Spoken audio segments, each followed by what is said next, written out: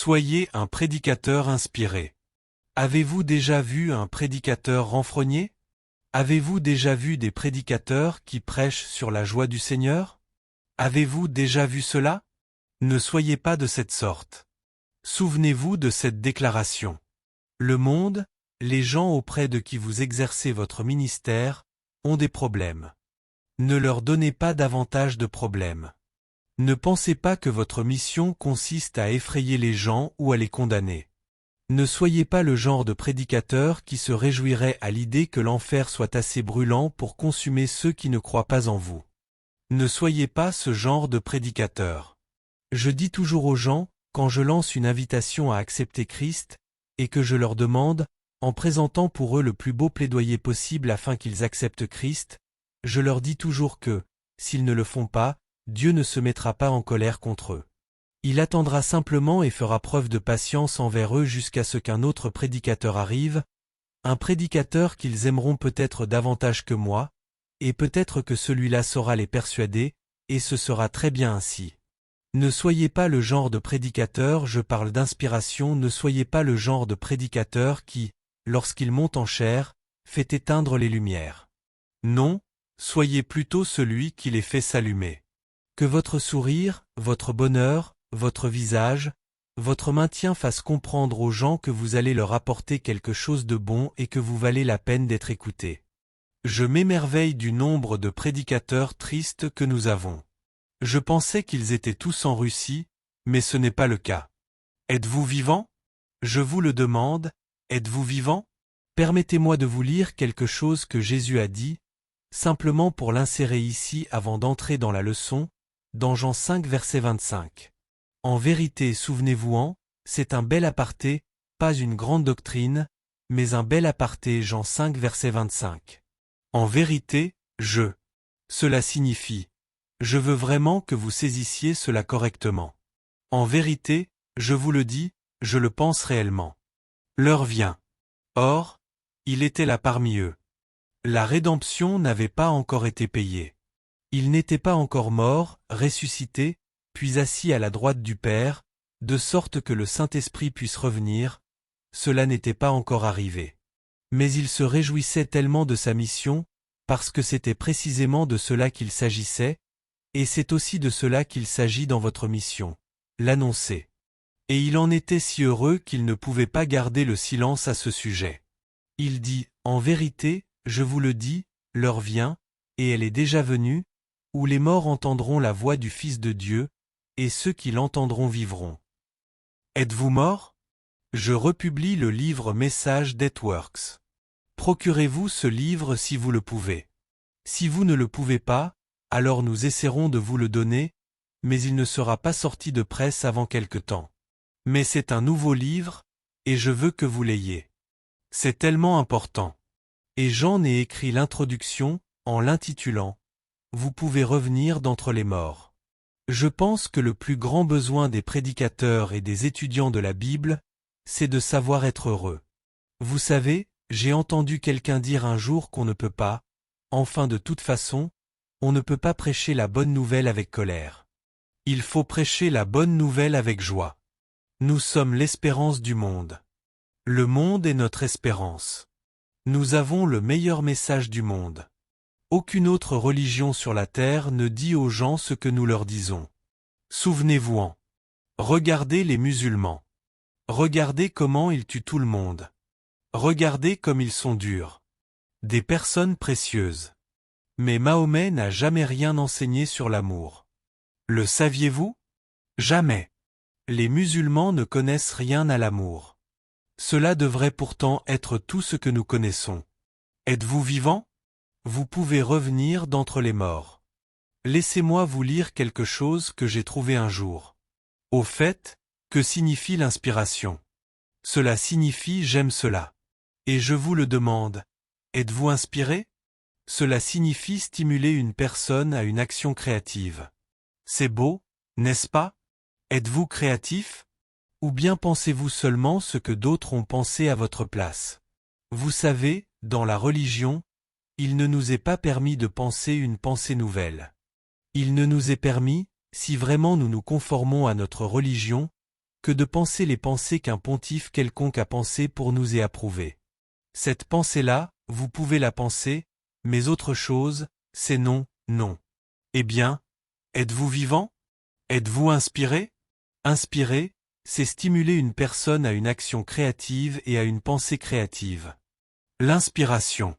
J'aime prêcher sur cette inspiration, éveiller et raviver l'élan créatif en vue d'un accomplissement élevé. N'est-ce pas magnifique? Je veux accomplir quelque chose dans mon monde. Je veux que mes élans créatifs soient inspirés, ravivés et éveillés, afin qu'ils puissent travailler en ma faveur. Certains d'entre vous seraient bouleversés de découvrir à quel point vous êtes des créateurs, si vous n'étiez pas liés à une religion qui vous interdit de penser une pensée nouvelle. Ai-je besoin de le redire encore une fois? Certains d'entre vous seraient stupéfaits par la créativité que vous portez en vous, si seulement vous pouviez vous libérer de cette obligation de ne penser que des pensées qui ont déjà été approuvées pour vous. Soyez des créateurs. J'aimerais pouvoir amener toute l'Église à comprendre que Dieu n'en a pas fini. Il n'a pas cessé de penser. Il n'a pas cessé de révéler. Il est merveilleux. Il a des idées pour cette génération. C'est une génération de technologie. Il a des idées pour cela. L'inspiration, c'est vivifier ou imprégner l'esprit ou l'âme. Je veux que mon esprit soit imprégné de l'inspiration de sa vie miraculeuse. Je l'ai, cela. C'est cela qui m'anime. Voici ce que j'ai lu un jour, et je l'ai recopié. Écoutez, la plupart des êtres humains sont déjà morts. C'est pour cela que j'ai écrit cette introduction. Vous pouvez revenir d'entre les morts. Ce livre, A Message That Works, ramènera des gens d'entre les morts partout dans le monde. La plupart des êtres humains sont déjà morts d'une manière ou d'une autre. Écoutez bien. D'une manière ou d'une autre, ils ont perdu leurs rêves. Ils ont perdu leurs ambitions. Ils ont perdu leur désir d'une vie meilleure. Ils ont compromis leur potentiel. Ils se sont contentés de la médiocrité, du désespoir. Je déteste cela. Dieu, qui est la source de la vie et de l'inspiration. Ne tombez jamais dans ce piège. Le diable veut vous éteindre, afin que vous deveniez ennuyeux. Alors vous serez en colère contre tous les autres prédicateurs parce qu'eux ont une foule et pas vous, parce que vous ennuyez les gens. Personne ne veut vous écouter. Vous n'êtes pas heureux de ce que vous leur annoncez. Moi, je crois à ce que je partage avec le monde. Ils se sont contentés de la médiocrité. Ils ont accepté des nuits de larmes. Ils sont morts tandis que leur cœur continue de battre. Ne soyez jamais comme cela. Ils sont enfermés dans leur monde négatif. Ils ont choisi d'abandonner. Ne faites jamais cela. Ils ont choisi de mourir avant leur temps, parce que lorsque cette lumière s'éteint en vous, vous commencez à vous détériorer et à mourir. Vous ne durerez pas très longtemps. Ne laissez pas cela arriver. Ils ont choisi de mourir alors qu'ils pouvaient choisir la vie. Vous pouvez revenir d'entre les morts. Alléluia. Ne venez pas à l'école biblique pour mourir d'ennui à cause de la familiarité. Venez à l'école biblique, mais vivez des vérités qui y sont partagées. Qu'elles deviennent vie en vous. Ils ont choisi de mourir. Ils peuvent faire l'expérience du plus grand miracle du monde. Ils peuvent revenir d'entre les morts. Au dos de votre dossier, il y a 10 points. Prenons le premier. Je suis inspiré par la vie de Christ après la mort. Réfléchissez un peu à cela. Est-ce que cela aurait été une pensée que vous auriez formulée? Je pense que cela doit être le premier point, parce que nous parlons du ministère de Jésus dans les évangiles, ministère qui se poursuit dans les croyants après que Jésus est retourné au ciel. Le même ministère, le même Jésus revenu par le Saint-Esprit pour vivre en nous. N'est-ce pas vrai? Oui. Ainsi donc, je suis inspiré par la vie de Christ après la mort. Il est mort. Il a payé pour nous. Mais il a vécu de nouveau. Une nouvelle sorte de vie, différente de celle qu'il avait auparavant. Et Dieu a mis en lui une nouvelle sorte de vie. Il l'a ramené d'entre les morts pour nous. Et il a dit, « Parce que je vis, vous vivrez aussi. » Ce qu'il veut dire, c'est, « parce que je vis d'une vie de résurrection, c'est cela qui va vous ramener d'entre les morts. L'inspiration. Je suis inspiré du fait que Christ, mon Seigneur, mon modèle, est revenu d'entre les morts, et qu'il vit de nouveau. Ce n'est pas un prophète mort. Mahomet l'est. Jésus ne l'est pas. Je suis inspiré par sa vie après la mort, parce que ce que cela me dit, c'est que c'est cela que moi aussi je peux avoir. Oh, comme je veux dire au monde qu'il est si pauvre, si triste, si accablé, si sans espérance, si mal aimé, si peu rejoint. Je veux leur dire qu'il y a une vie pour vous. Jésus est mort pour vous, mais ensuite il est revenu avec une nouvelle sorte de vie. Maintenant, il vous la donnera. Voilà notre message. À quelle fréquence prêchez-vous là-dessus? À Pâques? Très bien. C'est bien. Mais qu'en est-il des 364 autres jours? Moi, c'est tout ce que je prêche. Jésus est revenu d'entre les morts. Il est vivant aujourd'hui. Vous pouvez l'être aussi. Il est revenu pour continuer à vivre et à exercer son ministère en nous. Je suis inspiré par sa vie, la vie de Christ après la mort. Voilà le premier point. Oh, j'ai noté ici tant d'histoires que je voudrais vous raconter, mais si je fais cela, je n'arriverai pas à parcourir ces 10 points. J'étais en Angleterre, dans une salle de bal. Un grand homme noir, très grand, beau, s'est approché de moi. Il me dominait de toute sa taille et il m'a parlé. Il m'avait entendu prêcher et il avait aimé cela. Il souriait et me regardait de haut. Lorsqu'il a parlé, j'ai compris qu'il n'était pas d'Angleterre. J'ai reconnu un accent venant quelque part des Caraïbes. Il m'a dit, « Frère Osborne, merci, merci, et toutes ces choses aimables. » Puis il a ajouté, « Connaissez-vous Vida ?» J'ai répondu, « Vida ?» Je me suis dit, « Oui, vous voulez dire Vita Mackenzie ?» Oui, et son visage s'est illuminé. Vous vous souvenez? Me souvenir? Je n'oublierai jamais. Pensez à cela. C'était seulement 1 an ou 2 auparavant que je l'avais rencontré.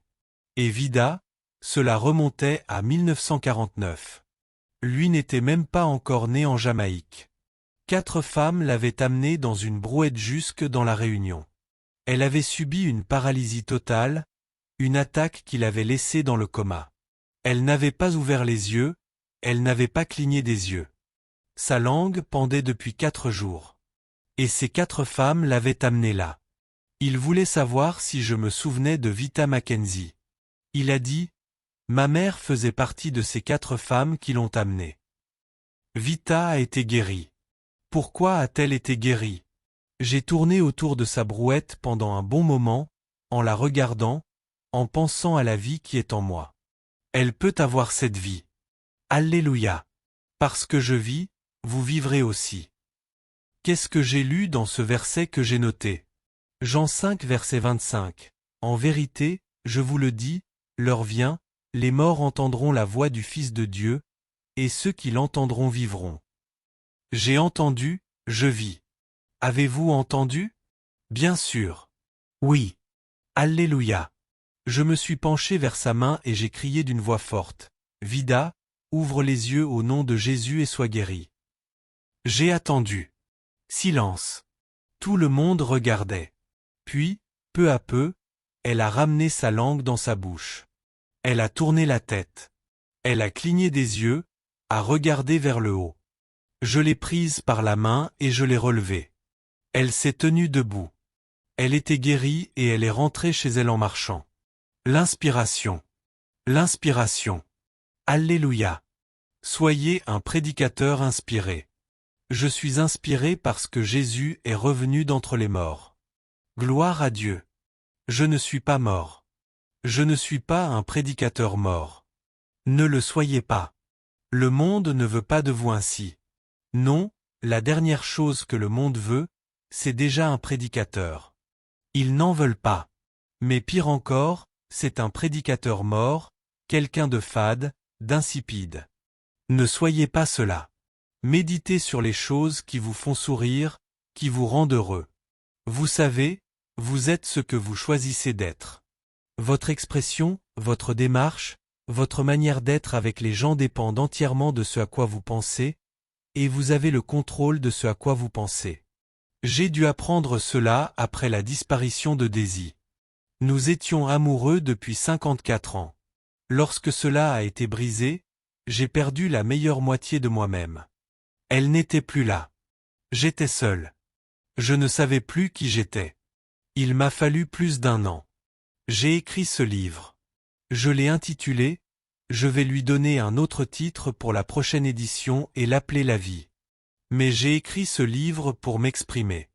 J'ai dû me ressaisir. Au lieu de me lamenter, nous nous sommes dit, Ladonna et moi, nous ne pouvons pas rester ici à pleurer. Nous devons faire quelque chose. Alors nous sommes allés en Russie, dans 10 villes, juste après, le lendemain de l'enterrement de Daisy ici même. C'était difficile à faire. Comment avons-nous fait? Il faut penser. Il faut réfléchir. Au lieu de pleurer la perte, il faut se souvenir des bénédictions. Ainsi, nous contrôlons nos pensées. Voyez-vous, nous sommes maîtres de nos pensées. Alors, si vous n'êtes pas un prédicateur heureux, à quoi pensez-vous? Avec quoi vous ennuyez-vous vous-même? Oui, c'est vrai. Nous parlons de la continuation du ministère de Jésus à travers nous. Il croit en nous. Croyez en vous-même. Soyez en accord avec Dieu. Ne soyez pas en désaccord avec lui. Il est toujours bon de penser comme Dieu pense. Méditez cela. Il n'y a rien de mal à penser comme Dieu pense. J'ai de bonnes choses pour vous ici. La manifestation de Dieu dans la chair de Christ devient la réalisation de Christ dans notre chair. Si vous pouvez saisir cela, le digérer et vous y accrocher dans vos moments d'ennui, cela mettra un sourire sur votre visage et vous cesserez d'être ennuyé. Et lorsque vous ne vous ennuyez pas, vous n'ennuierez pas les autres. Dieu, à travers Christ au jour de la Bible, devient Christ à travers les croyants en nos jours. Croyez-vous cela? Ai-je besoin de le répéter? Dieu à travers Christ au jour de la Bible. Oh, comme les catholiques, nous pensons que c'est merveilleux. Mais aujourd'hui alors? Aujourd'hui, ici même, ceux qui entendent sa voix vivront. Gloire à Dieu. Je vis, vous pouvez vivre aujourd'hui. C'est Christ à travers les croyants. Pouvez-vous recevoir cela? Dieu a envoyé Jésus autrefois. Maintenant, Jésus nous envoie. Il était heureux. Nous sommes heureux. Il avait la foi. Nous avons la foi, lorsque nous pensons comme lui pensait. Il y a 24 chapitres dans le livre de Évangile de Luc, dans lesquels la parole est devenue chair en une seule personne. Il y a 28 chapitres dans le livre des Actes des Apôtres, dans lesquels la parole est devenue chair en tous les croyants. Et les actes n'ont pas de finale, pas d'amen. Nous en faisons partie. C'est vrai. Dans la première phase, Christ est venu pour nous montrer Dieu aujourd'hui. Dans la seconde phase, Christ est venu pour nous montrer nous-mêmes. Dites, il me montre moi. Leçon 1, il est notre modèle. Leçon 2, il est notre inspiration. Prenons le point suivant. Je suis inspiré par l'exemple de Christ qui nous montre Dieu dans la chair, par la manière dont il l'a fait, par ce à quoi cela ressemblait. Je suis inspiré. Dieu est venu à mon niveau. Cela m'anime.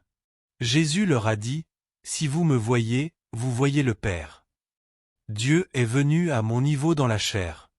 Il n'est pas venu en esprit. Vous tous, pentecôtistes, vous voulez qu'il vienne en esprit. Oui, c'est bien. Mais les esprits font peur aux gens. Et certains d'entre vous me font peur aussi, vous savez.